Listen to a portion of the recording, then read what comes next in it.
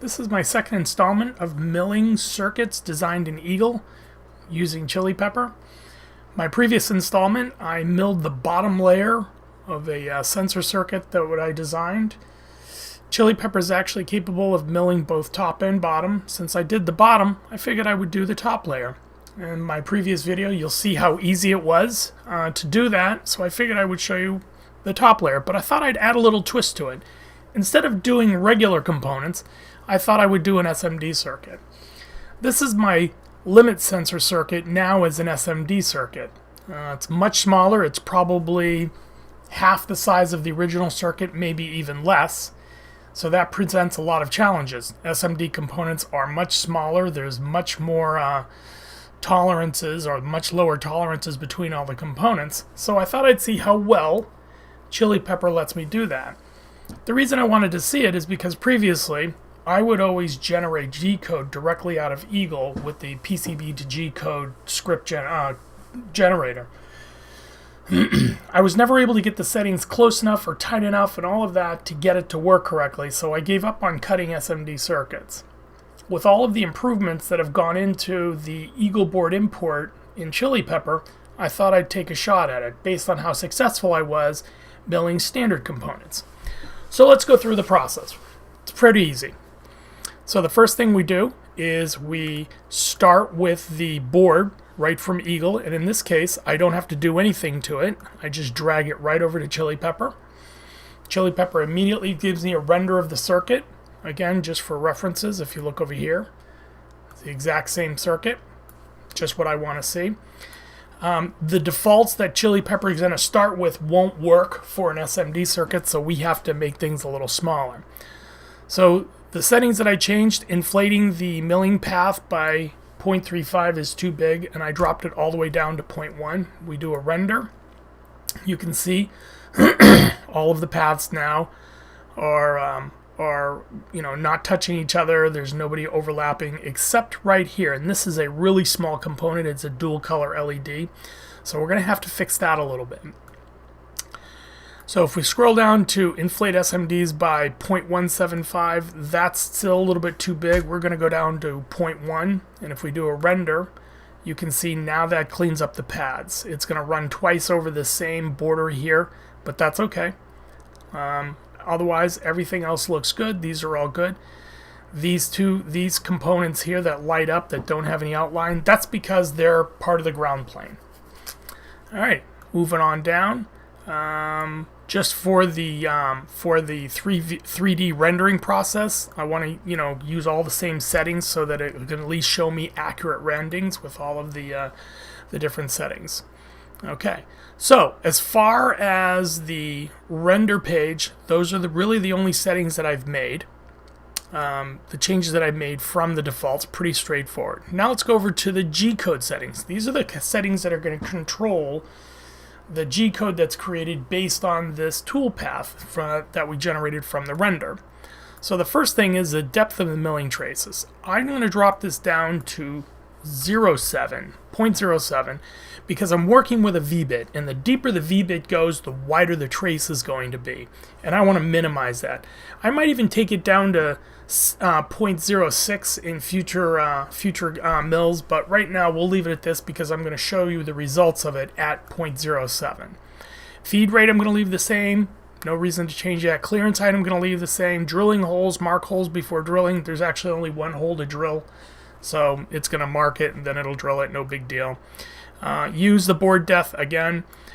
Maximum hole diameter, I'm going to go back to my 0.6 because I like to use a 0.6 end mill, so everything I'm going to do, if it's not the V-bit, it's going to be an end mill at a 0.6 diameter. 0.6 millimeter, I should say. Feed rate for drilling, that's fine, no problem there.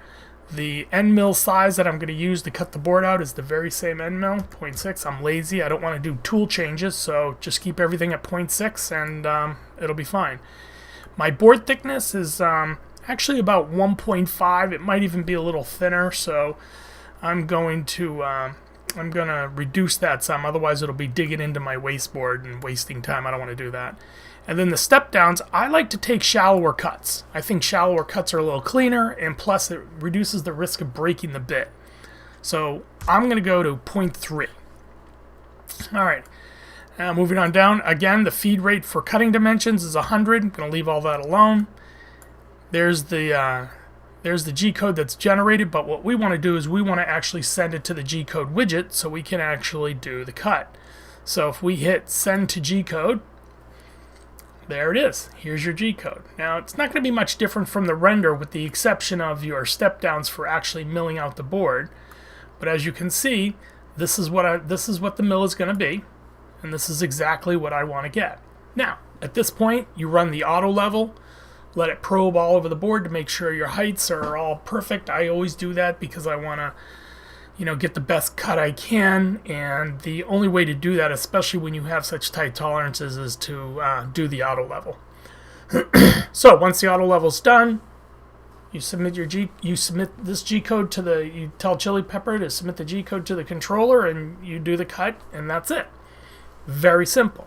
Now, let's show you the results. I'm actually not going to do it because I've already cut it, but let's go take a look at what we got for a result. So what I did was, after milling out the board, I used one of those microscope type cameras to take a picture of the board. Again, if you recall, this board is only 14 by 15 or 16 millimeters, so it's very, very small. A couple things to note: all these little black specks and everything, that's actually dirt. Dirt, oil, debris, whatever. It's actually not the copper itself, being torn away or anything, although that can happen. This is actually all dirt. But as you can see, if we compare it next to Chilipeppr, Chilipeppr said, this is what I'm going to cut. Let's get this lined up a little better. This is what I'm going to cut. This is what I'm going to get. And the nice thing is it matches up exactly to my Eagle design. I did not have to mirror it. So you only have to mirror your Eagle board before you import it into Chilipeppr if you're cutting the bottom layer. And John says when he finishes working on the Eagle widget, John and Ray that is, you won't have to mirror the bottom either. In either case, it's a minor workaround, not a big deal. But the end result is I can now mill SMD circuits. For the life of me, I wasn't able to get it right using the PCB to G-code generator. But thanks to Chilipeppr, I can now mill code. I can now mill SMDs. The other thing that I'll recommend to you is when you create your traces should be at 16 mils. At least that's what I ultimately set it at. Anything narrower, too much of it gets cut away and it actually breaks up and loosens up. I had that problem with a couple of my previous boards. So what I did was I expanded these traces to be 16 mils. Once I did that, everything was perfect. Even the Shipoko, a great CNC router, but it does have some tolerances. It's belt driven. It's not entirely driven with feed screws, and there are potentials for drift and kickback and all of that.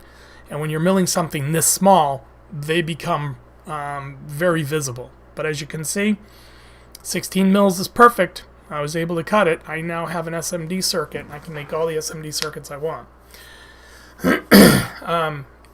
That's about it for this. Very simple. If you have any questions, feel free to drop me an email. I love helping people out with this, especially as I learn. Maybe you guys can teach me something too. If you liked the video, click the thumbs up. Once again, hope you enjoyed. Talk to you later. Bye.